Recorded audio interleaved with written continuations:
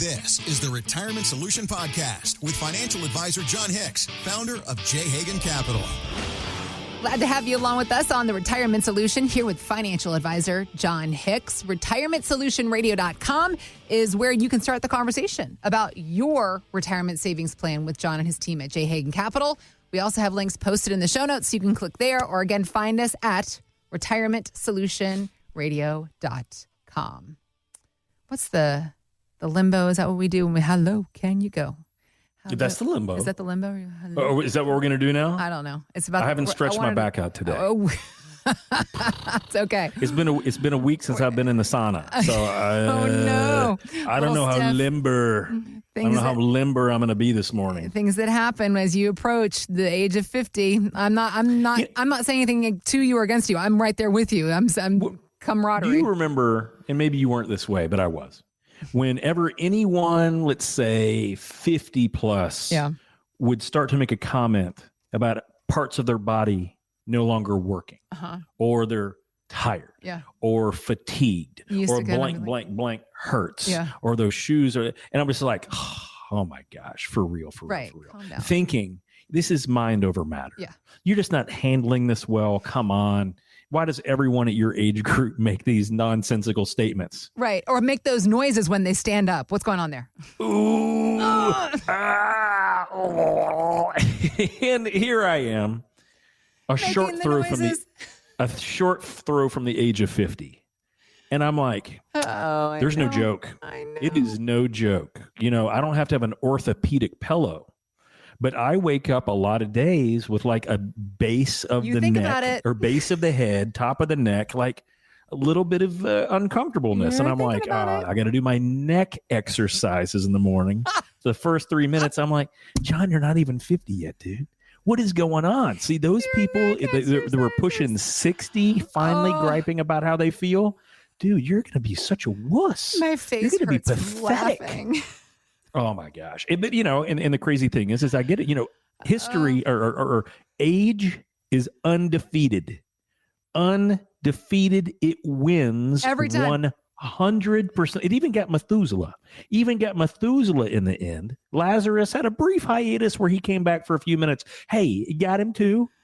Age is undefeated. So I'm just saying. Age 100. Those aches and pains, guys, if there's one thing I can tell you right now to invest in, health.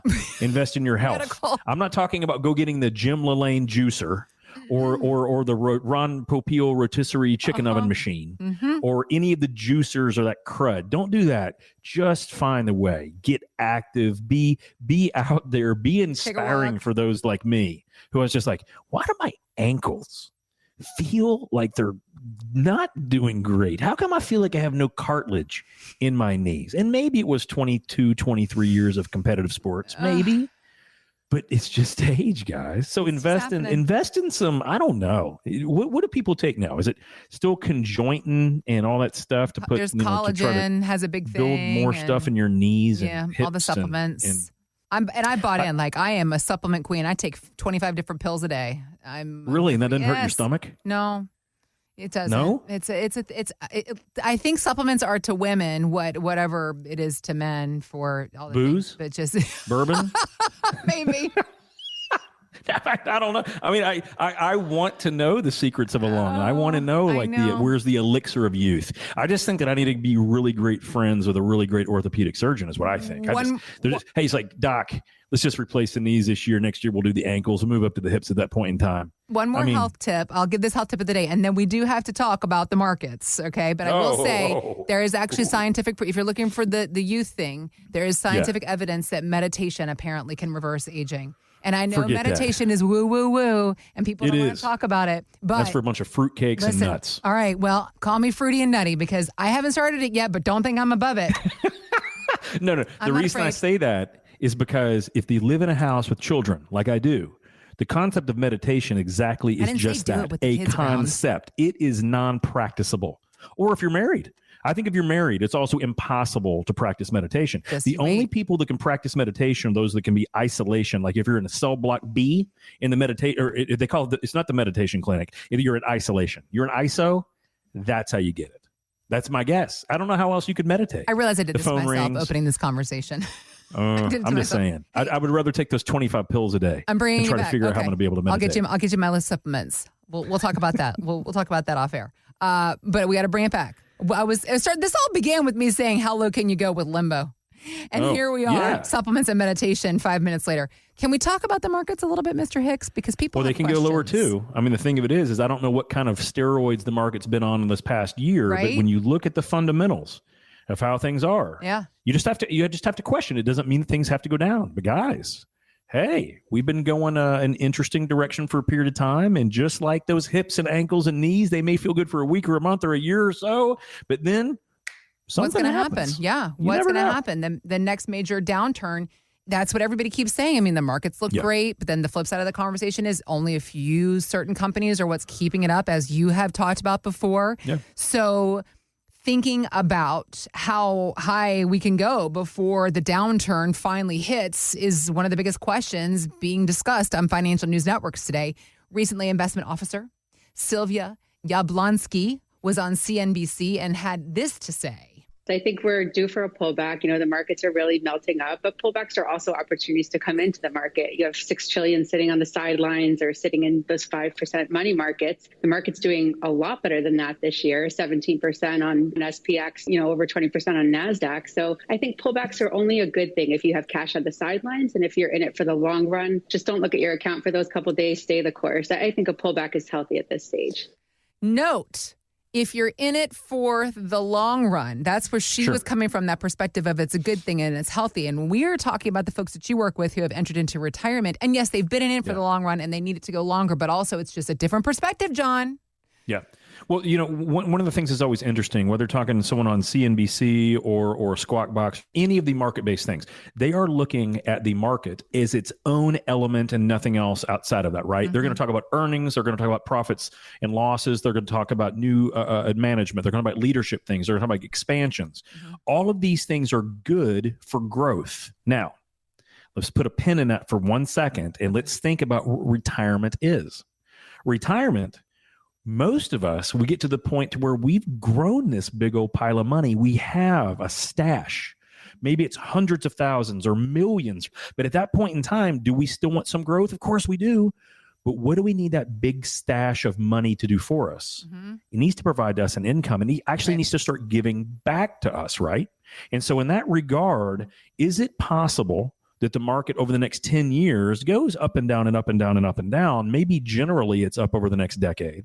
But is it possible that it could be very painful for periods of time when we need to create an income? Mm-hmm. Maybe, right? And if you look at different periods of time, it's happened, right? So I know I mentioned earlier in the show, what happened after the dot-com bust. And so in 1999, and believe me, I remember this period of time exceedingly well because I had left college. I had gone to Wall Street, 1998, 99. So I was at the epicenter of where all of the money was being made in the world. Right. And it was greed is good. It was Gordon Gekko from the old movie Wall Street. If you remember Charlie Sheen and Michael Douglas in that movie. And even if you never saw it, I mean, the concept is great. Gordon Gekko said greed is good. Right. Mm-hmm. And so that's what it was. Greed was good. Capitalism was through the roof. Everything went up. The Reagan tax cuts combined with loose regulation for a period of time with a Clinton White House that had actually done an exceptional job getting the infrastructure of the internet up and moving and operational without putting too much red tape on it at that point in time. And by doing that, guys, we had one of the greatest bull markets in the history of the modern world. We had from basically 1992 all the way through 1999, and the market quadrupled during that time period. Now, what happened, unfortunately, after the year 2000 is the market crumbled. 2000, the market was down. 2001, the market was down. 2002, the market was down. And in those 3 years, now imagine losing 56% of your money, because if you were in the S&P, that's roughly what you lost. Now, if you were in the NASDAQ, and we just heard, what was her name, Sylvia? We just heard Sylvia say that year to date, the NASDAQ is up 20%, more than the S&P. Right. But during this period, the NASDAQ was way up too, but it actually fell down 84%. The NASDAQ was down 84% when the S&P was down 56. Now, why is this a big deal? Yeah. Well, because if you didn't need your money that day, if you didn't need to pull it out, if you didn't need to produce an income, all you had to do was wait about 5, 6, 7, 8 years, And after it dropped 50 to 70%, it started coming back. Right. But what would have happened if the market fell 20, 30, 40% and you needed to live off of some of it? Whether a 4% withdrawal rate or a 5% or whatever your number is, what if you needed that money? Yep. And guys, when you put the mathematics to that, unfortunately, the majority of Americans, if they had been pulling money out during that period, could have potentially run out. Because if you were taking 4% withdrawal rate, but then you lose half of your principal, your $1 million was now only worth $500,000. That's not a 4% withdrawal rate anymore. If you wanted that income, it would become an 8% withdrawal rate. And unfortunately, that's a period of time that could not sustain that. You would have run out. The average, every time I look at the statistics and we regress these things in my office daily, you would have run out of your money within 9 to 12 years, completely bankrupt, gone. And that's if you stayed invested. That's if you stayed in. That's if you didn't freak out, throw in the towel, and then put it over in money market, because you would have run out even faster if you'd done that. Wow. That was if you let it go down and then follow it all the way back up. So here we are in this day and age where the market is literally hitting all-time highs. Right. The NASDAQ has gone through the roof, and I've said it on the show. I'm going to keep saying it as long as it keeps happening. It's not all 500 companies that are doing that great. It's not all 100 of the NASDAQ companies that are doing that great. It's really about 5 to 9 companies that have done exceedingly well. And a rising tide lifts all the boats. And those rising companies have lifted everything else in those indexes. But could it easily drop 20 to 40%? Yeah. And I'm not the only one that thinks that. You can look at Nobel Prize winner Robert Shiller. You can look at almost all the research done by a lot of the quantitative institutes. You can look at half of the groups on hedge fund managers on Wall Street now. And every one of them think that there is a great chance the market could go down 25 to 40%. Now, do they think it'll stay there forever? No, it'll probably rebound. But the question is, and the only point that matters to me on this show is, if you want to retire, can you handle losing 25 to 50% and still trying to pull an income from it? Most of us can't, right? So we have a very simple way to fix this. In our firm, what we want to make sure we do is understand, number one, where's the protection need to be, and how do we derive the income, period, no matter what. And we don't ever let those two streams cross. Simple. So in order to do that, we have our growth money, and that growth money, baby, is going to grow. It's going to be just like the fastest racehorse out there. We want the best in class. We want the one that runs the best in the best day. We want that sucker to gallop away and just absolutely leave everyone else in the dust. But we also have those other horses that are meant to just do the hard work. Doesn't even mean they're racehorses. Sometimes they're plow horses. Sometimes they're what we need to get the fields done so that we can have that harvest and live that sustainable year. So they don't all have to be racehorses. Sometimes we need the workhorses. So that's where we have to have our income-based assets. Now, why is that so important right now? Because, ladies and gentlemen, interest rates are the highest they've been in over 23 years, and they will not stay high too much longer. They can for a little bit. Don't get me wrong. I'm not saying they can't, stay higher for a little bit, but once that 5% money market goes down to 3 or maybe 2, and inflation is going to be higher than that, there's that real question on what is the better thing to do. And we may never get those rates again. So you got to make sure you understand what are your racehorses in your portfolio and what are your workhorses in your portfolio, because one of them is built for speed, the other is built for endurance. If you don't have them both, and if you don't know which ones they are, you ought to call my team. Because if you don't have both sets of beasts in your portfolio, chances are it's not going to behave the way you want when, not if, when the inevitability happens. The market turns the wrong direction. We want to be at the right place with the right time, knowing who's going to feed the family. You should not be spending your retirement waiting around for a rebound. That is not what you want to be doing in those years. Instead, take the time now to create these layers of protection and these opportunities, finding these opportunities for income like John was describing. That's what he and his team are here to help you do in a plan of your own. RetirementSolutionRadio.com is where you can start your own conversation with John and his team at J. Hagan Capital. We also have links posted in the show notes, so you can just click there, or again, find us anytime. RetirementSolutionRadio.com. Thanks for listening to the Retirement Solution Podcast with John Hicks. Begin the conversation about your savings plan with John and the team at J. Hagan Capital by visiting RetirementSolutionRadio.com. Be sure to listen to John's radio show, The Retirement Solution, Saturdays at 8 a.m. and Sundays at 9 a.m. on News Radio 840 WHAS.